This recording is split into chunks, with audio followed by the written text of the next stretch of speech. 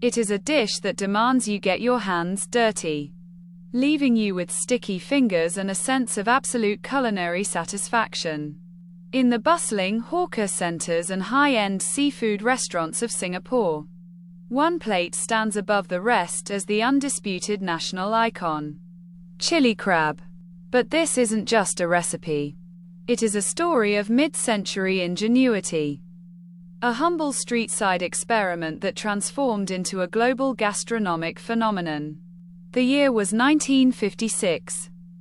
Singapore was a rapidly changing port city, a melting pot of cultures where Chinese, Malay, and Indian influences were beginning to collide in the kitchen. A local street vendor named Cher Yam Tian was looking for a way to make her stir-fried crab more exciting for her customers. At the time, the standard way to prepare crab was simple, often steamed or boiled. Cher decided to take a risk.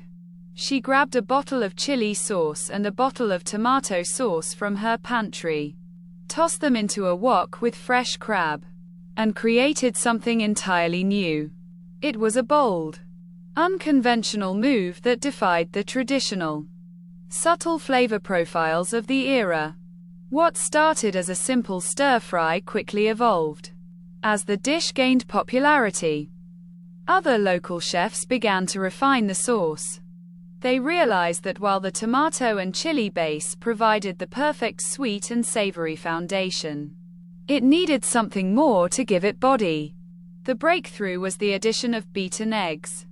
When swirled into the simmering sauce at the final moment, the eggs created a silky, velvety texture that clung to the crab shells, ensuring that every bite was coated in flavor. This technique turned a messy stir-fry into a luxurious, thick gravy that demanded to be savored. Despite its name, chili crab is rarely a test of your tolerance for heat. It is a masterclass in balance. The secret lies in the interplay between the acidity of the tomatoes, the subtle heat of the chili paste, the aromatic punch of garlic, and the grounding sweetness of the sauce. It is designed to be approachable, a dish that welcomes everyone to the table. It represents the very soul of Singaporean cuisine, a culinary identity that isn't afraid to borrow from different traditions to create something that feels entirely original. The experience of eating it is just as important as the flavor. You don't eat chili crab with a fork and knife. You eat it with your hands. It is a communal, messy, and joyous affair. And then there is the essential companion, the mantou.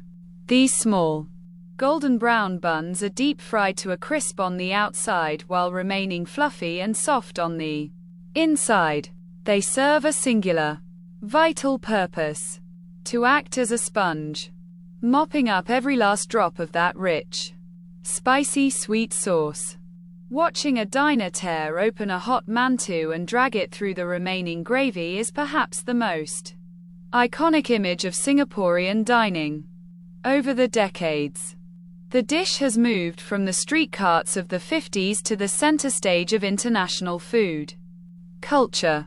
It has been featured in documentaries, celebrated by world-renowned chefs, and remains the first thing many visitors seek out when they touch down in the city-state.